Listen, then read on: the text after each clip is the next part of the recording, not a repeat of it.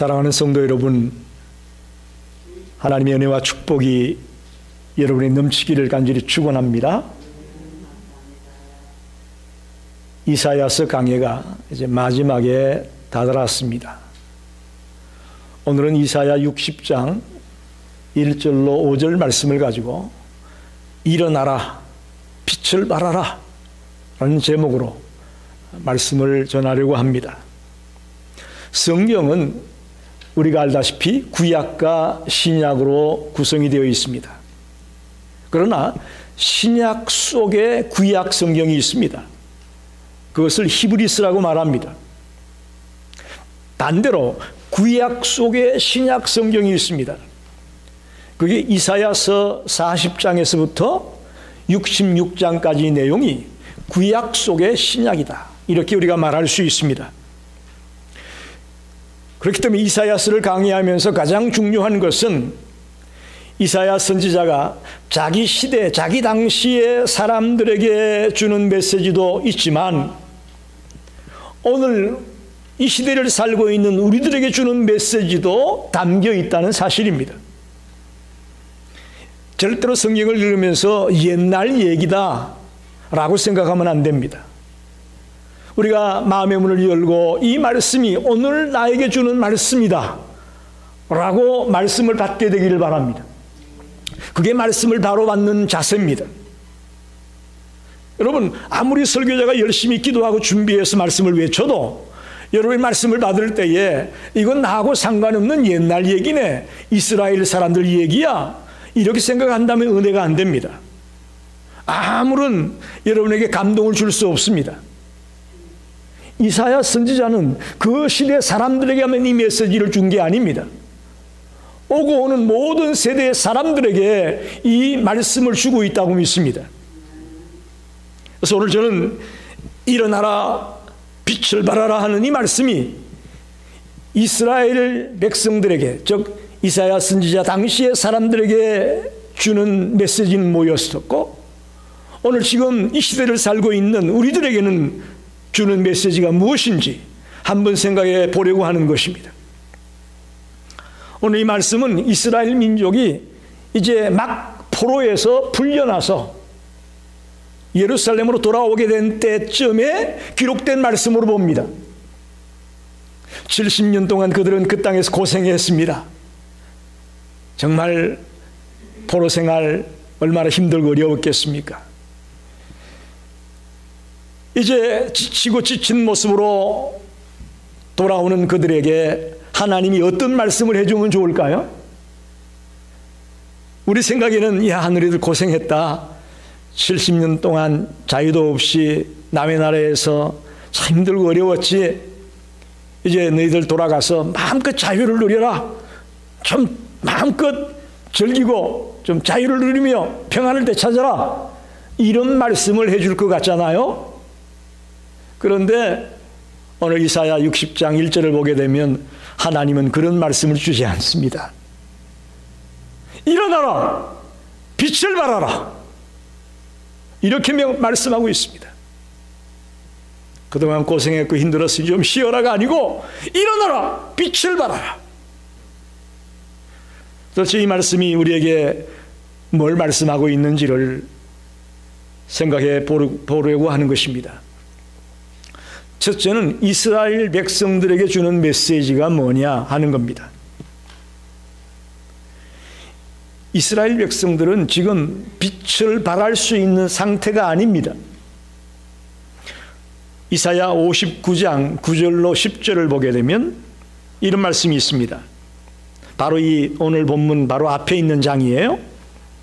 그러므로 정의가 우리에게서 멀고 공의가 우리에게 미치지 못한 적, 우리가 빛을 발하나 어둠뿐이요 밝은 것을 발하나 캄캄한 가운데 행함으로 우리가 맹인같이 담을 더듬으며 눈 없는 자같이 두루 더듬으며 낮에도 항온때같이 넘어지니 우리는 강장한 자 중에서도 죽은 자 같은지라.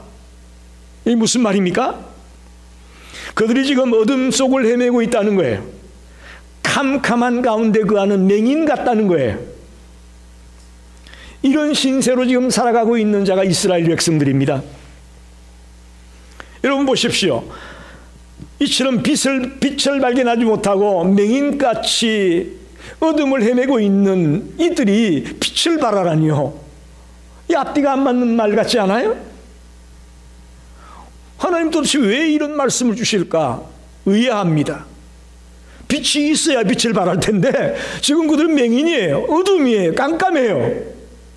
그런 그들에게 빛을 발하라. 이 앞뒤가 안 맞는 말처럼 보입니다. 그러나 여러분, 주님이 불가능한 이야기를 이스라엘 백성에게 하는 얘기는 아닙니다. 바로 1절 그 하반을 보게 되면 내 빛이 이르렀고 여호와의 영광이 내 위에 임하였나이다. 지금 깜깜한 어두움 가운데 놓여 있는 맹인과 같은 그런 안타까운 상황에 놓여 있는 그들이 어떻게 빛을 발할 수 있느냐?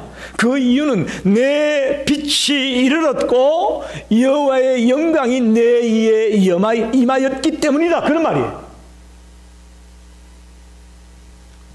특별히 일어나라. 일어나라는 말을 우리는 여기서 주목해야 됩니다. 일어나라는 명령은 그가 이전까지는 어둠에 속하여 잠든 자였다면, 빛과 동떨어진 삶을 살던 자였다면 이제는 찬란한 강명으로 찬란한 빛으로 나오라고 외치는 말이 일어나라, 그런 말입니다. 2022년 새해를 맞이했는데 여러분 어떻게 지금 일어나셨습니까? 한번 여러분에게 묻습니다. 오늘 많은 성도들이 신앙이 있다고 하지만 안전뱅이 신자가 많습니다. 안전뱅이와 같은 신자. 교회에 나왔지만 여전히 낙심하고 있습니다. 무력정에 빠져 있습니다. 근심하고 있습니다. 염려하고 있습니다. 어디에 있는 사람들이요? 교회 안에 있는 사람들이. 교회 밖에 있는 사람이 아니고 교회 안에 있고 예수 믿는다고 하는 우리들이 낙심하고 있고 무력정에 빠져 있고 염려하고 있고 근심하고 있다라는 것입니다. 그런 우리들에게 일어나라, 이렇게 말씀하고 있습니다. 새해가 되려면 저와 여러분이 일어나기를 바랍니다. 누가복음 22장 46절에 오게 되면 겟세마네 동산에서 예수님이 십자가를 앞에 놓고 제자들과 같이 그곳에서 기도하죠. 근데 예수님이 기도하고 와서 보니까 제자들은 자고 있어요. 졸고 있어요. 그런 그들에게 예수님이 일어나 기도하라. 할렐루야. 일어나 기도하라. 이렇게 말씀합니다. 우리가 지금 팬데믹 시대를 살고 있습니다. 뉴 노멀 시대를 살고 있습니다. 언택트 시대를 살고 있습니다. 근데 중요한 것은 이런 시대를 살면서 우리가 영적으로 흔들리기 쉽다라는 것입니다. 그래도 집에서라도 열심히 기도하고 말씀을 읽고 내 신앙을 지켜나가려고 몸부림친다면 참 감사하겠는데, 교회에 모이지 못하고 속회예배도 없고 바이블 스터디도 없고 그저 집에서 지내다 보니까 일어나 기도해야 될 터인데 기도하지 않는다는 겁니다. 기도가 점점 멀어지고 있다는 것입니다. 사도행전 3장 6절에 보면 베드로가 기도 시간에 기도하러 올라가는데 성전 미문에 앉은 안전뱅이가 구걸을 하죠. 그때 베드로가 말합니다. 은과 금은 내게 없거니와 내게 있는 것으로 내게 주노니 곧 나사렛 예수의 이름으로 일어나 걸어라. 일어나 걸어라. 할렐루야. 예수님도 기도하지 않는 그들에게 일어나 기도하라고 말씀했고, 베드로도 그 안전뱅이를 향하여 일어나 걸어라 라고 말하고 있습니다. 새해에는 저와 여러분이 일어나 기도하는 자가 되기 원합니다. 행동으로 실천하는 자가 되기 원합니다. 실천하는 신앙인이 되어야 됩니다. 이론적으로만 바삭하게 알고 있고 행동으로 옮기지 않는 그리스도인, 주님이 기뻐하지 않습니다. 주님은 행동으로 옮기는 그런 신앙인을 원하십니다. 이사야 59장 21절, 오늘 60장 1절 바로 앞에 있는 59장 마지막 절을 보게 되면 매우 중요한 말씀이 나와 있습니다. 여호와께서 이르시되 내가 그들과 세운 나의 언약이 이러하니 곧 내 위에 있는 나의 영과 내 입에 둔 나의 말이 이제부터 영원토록 내 입에서와 내 후손의 입에서와 내 후손의 후손의 입에서 떠나지 아니하리라 하시니라. 여호와의 말씀이니라.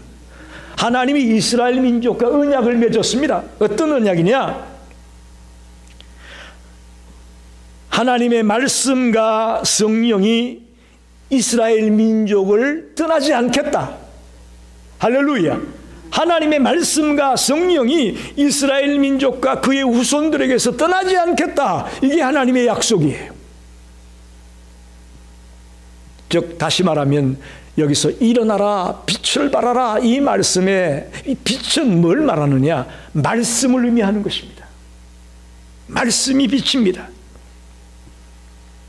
이스라엘 백성들은 포로에서 해방되어 이제 좀 자유를 누리고 싶고 편안하게 쉬고 싶은 마음이 있었던 그들에게 아니야, 말씀의 빛을 비추어라, 이 하나님의 말씀을 외쳐라 라고 이사야 선지자는 하나님의 말씀을 대언하는 것입니다. 여러분 보십시오. 그들이 바벨론 땅에서 70년간 포로 생활했습니다. 우리 생각에는 포로 생활 70년 동안 허송세월하고 아무것도 한 게 없을 거다 생각하면 안 됩니다. 하나님은 이 70년 포로 생활 가운데서도 준비하셨다는 것을 기억하셔야 됩니다. 이 포로 생활 70년의 역사를 보게 되면 그들은 포로 생활 속에서 파피루스라는 성경책을 만들게 됩니다. 입에서 입으로 구전되어지고 전달되어진 하나님의 말씀을 이제 파피루스라는 종이에다가 체계적으로 성경을 만들기 시작했던 것이 포로 시대였다는 것입니다. 하나님의 말씀을 체계화하기 시작했습니다.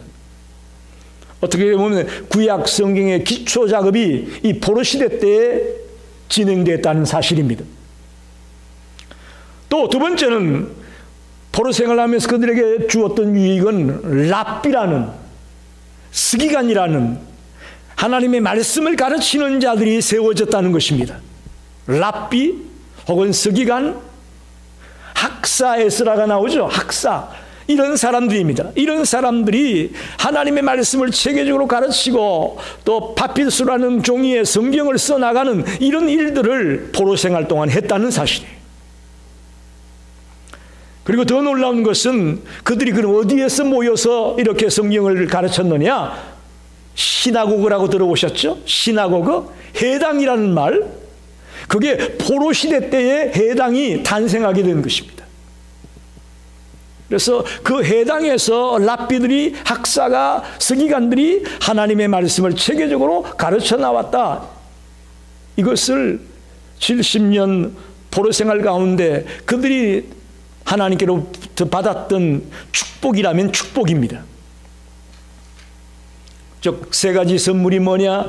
파피루스라는 성경책이 만들어지기 시작했고, 랍비라는 스기관이라는 말씀을 가르치는 자들이 세워졌고, 그리고 말씀을 가르칠 수 있는 장소, 시나고그, 해당이 그 포로 시대 때에 만들어졌다는 것입니다. 이스라엘 백성들에게 일어나라 빛을 발하라 하는 이 말씀이 무슨 말씀이냐? 너희들이 고향 땅에 돌아가면 말씀의 빛을 비추어라. 그들에게 당부하는 말씀입니다. 두 번째는 오늘 그럼 우리에게 주는 메시지는 뭐냐? 우리에게 일어나 빛을 발하라는 말씀이 무엇이냐? 생각해 보려고 합니다. 이 말씀은 오늘 우리들에게도 굉장히 중요하게 던져지는 말씀입니다. 저와 여러분은 예수를 만나기 전에 죄와 사망의 근세에 억눌려 있었습니다.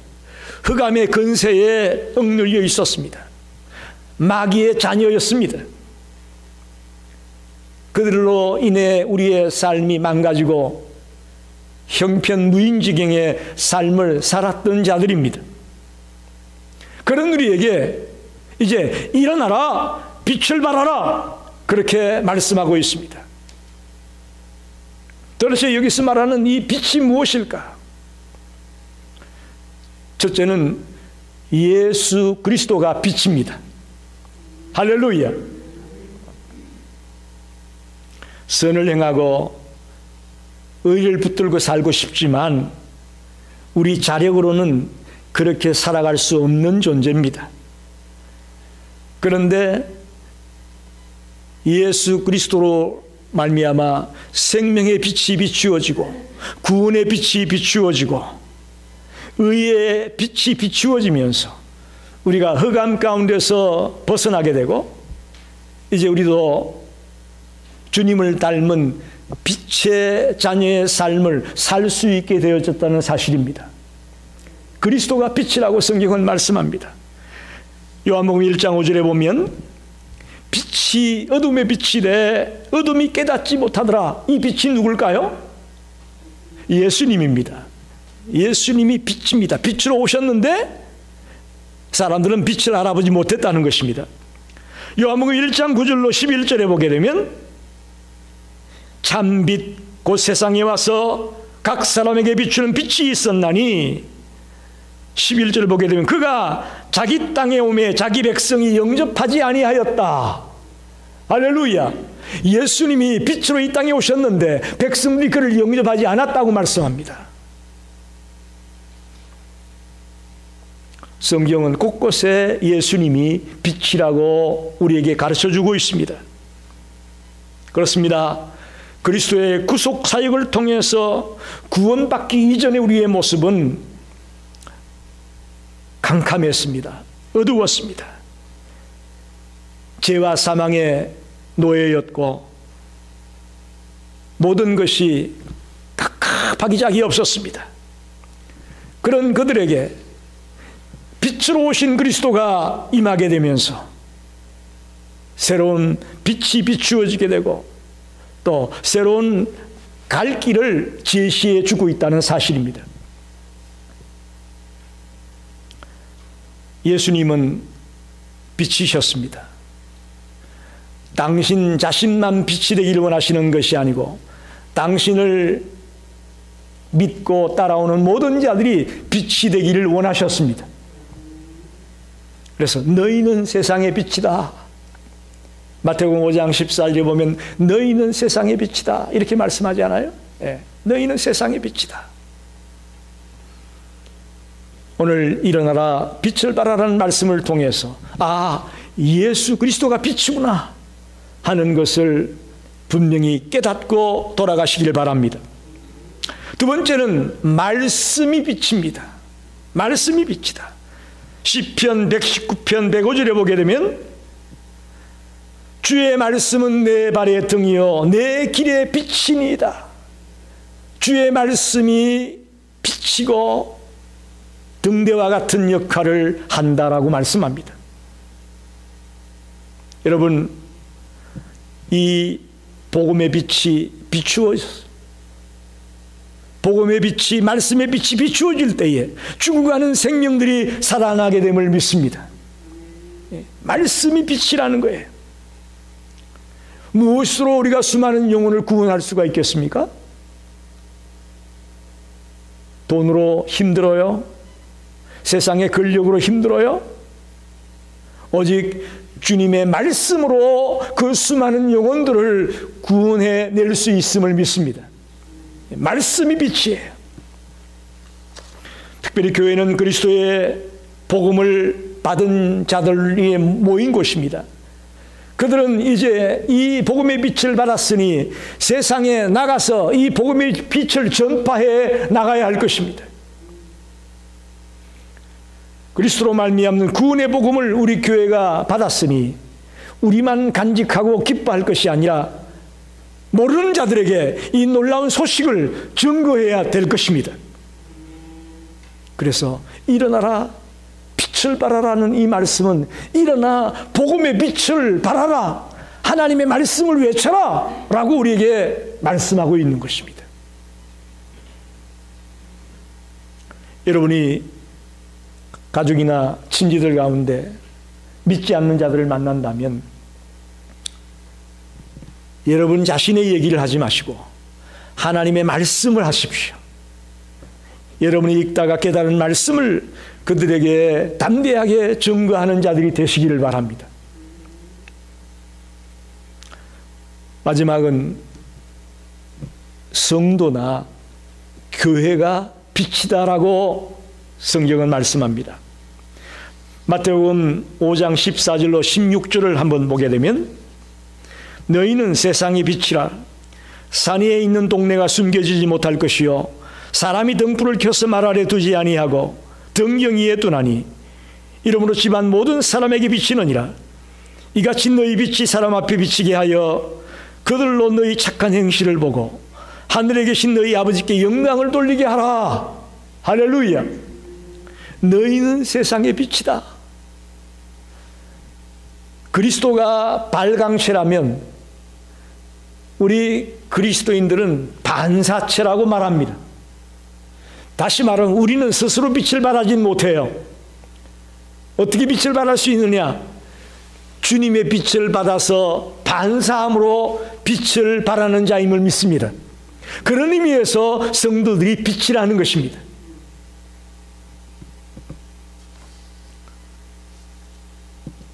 믿지 않는 자들이 우리를 보면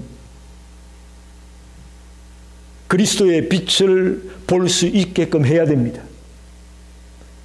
그런데 우리가 그리스도의 빛을 비추어 주지 못하고 있고 오히려 더 냄새나고 더 추한 모습을 보이고 있으니 전도가 안 되잖아요.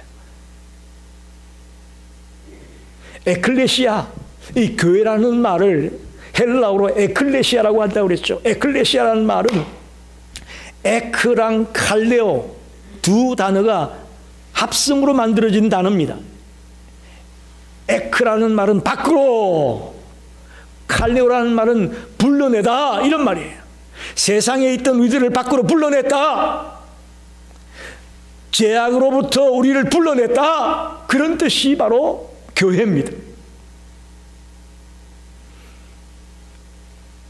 우리 믿는 자 한 사람 한 사람이 바로 교회라고 말할 수 있는 것이죠.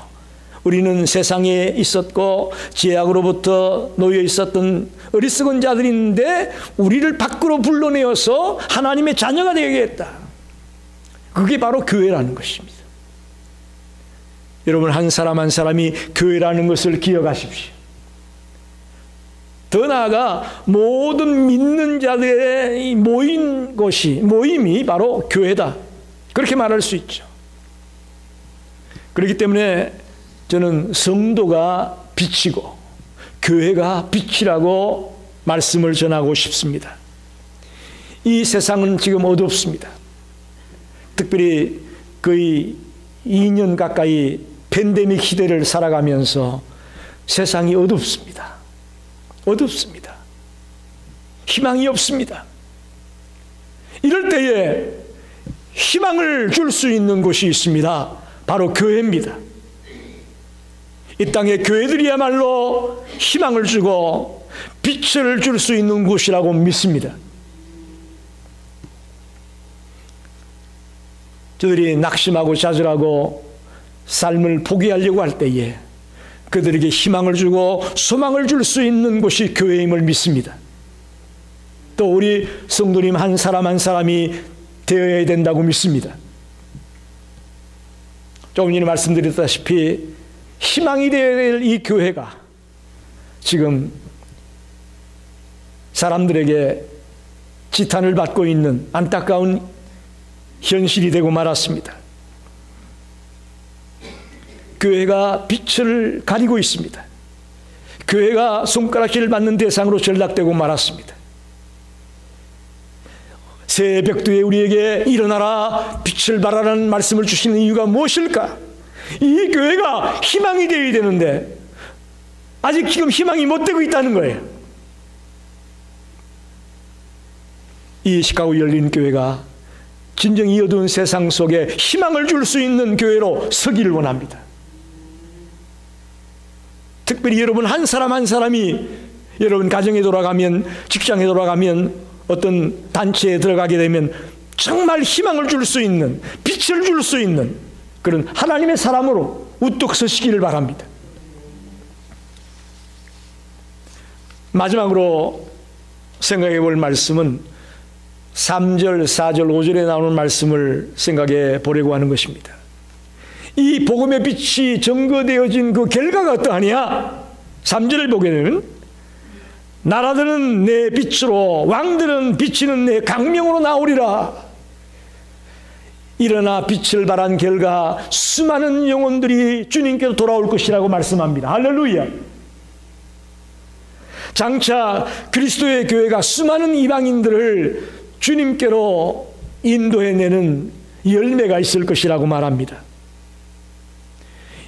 여러분, 수천 년 전 이사야 선지자가 외쳤던 이 말씀이 오늘 어떻습니까? 오늘 지구촌에 얼마나 많은 교회가 있고 얼마나 많은 크리스찬이 있습니까? 우리가 눈으로 지금 목도하고 있지 않아요? 이 길로 여러분 앞에, 교회 앞에 있는 길로 가보십시오. 교회가 얼마나 많은지. 교파마다 얼마나 많은 교회들이 여기 서 있는지 모릅니다.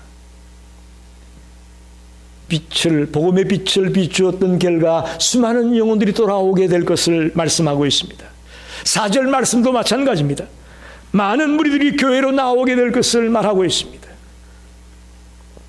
두 번째 복음 증거의 결과는요, 5절에 보면 이들이 교회로 나올 때 그냥 나오지 아니하고 풍성한 재물을 가지고 주님께 나온다, 그렇게 말씀합니다.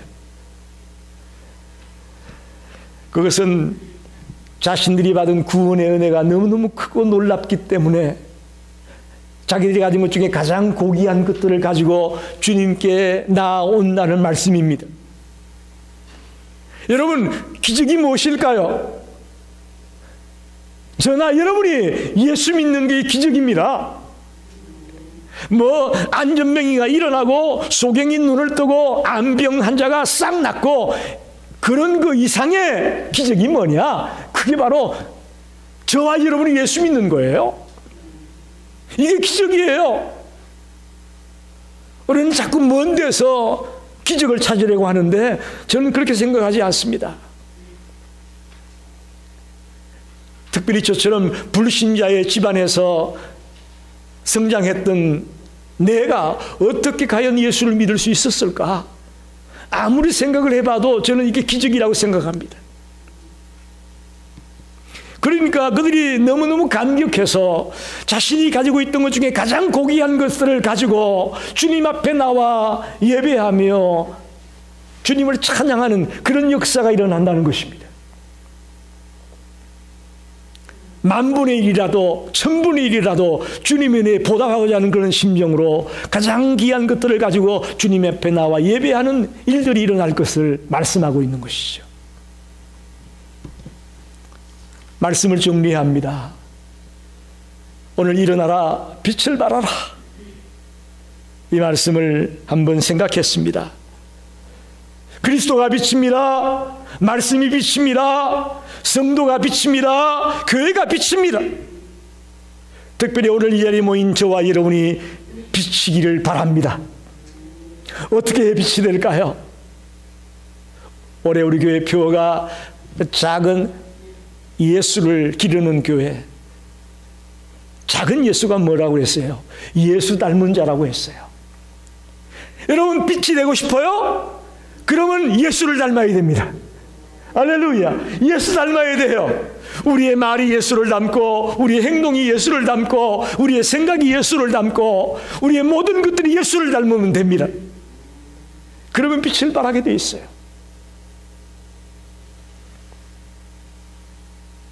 두 번째는 말씀을 깊이 읽고 묵상하는 자가 되어야 됩니다. 말씀이 빛이라고 하지 않았습니까? 말씀을 모르면 빛이 되기 어려워요. 그래서 새해부터 여러분 새로 시작하는 성경 통신을 여러분 한번 열심히 해보시기 바랍니다. 그러면 1년에 성경을 한 번 읽을 수 있어요. 정말 정독을 한번 해보십시오. 여기 찔끔 저기 찔끔 그러지 말고 구약에서 한두 권 읽어보고 신약에서 한두 권 읽어보고 맨날 이렇게 끝나지 마시고 창세기부터 요한계시록까지 차근차근 성경 통신 문제집을 따라서 정독을 해나가는 그런 성도가 되시길 바랍니다. 그럴 때 우리가 말씀의 빛을 받아서 이 땅에다가 빛의 삶을 살아가게 될 것입니다. 일어나라 빛을 발하라는 이 말씀은 우리의 진정한 소망이요 생명의 말씀인 것을 저는 믿습니다. 이 말씀을 붙들고 올 한 해를 힘차게 살아가는 성도들이 되시기를 간절히 축원합니다. 기도합니다.